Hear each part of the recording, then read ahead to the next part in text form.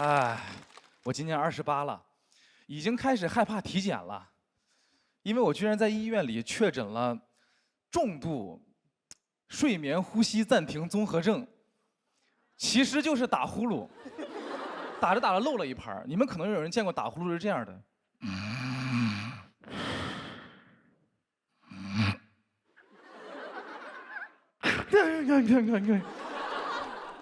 这就是睡眠呼吸暂停综合症啊！我是怎么发现的？是因为我在医院里面看到一则广告，说就很打动我。他说你是否有注意力不集中、记忆力下降、焦虑、抑郁的症状？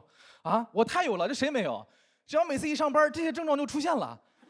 啊，开会的时候注意力不集中，开完会记忆力下降，天天工作很焦虑，一发工资很抑郁啊，全中，都给对上了。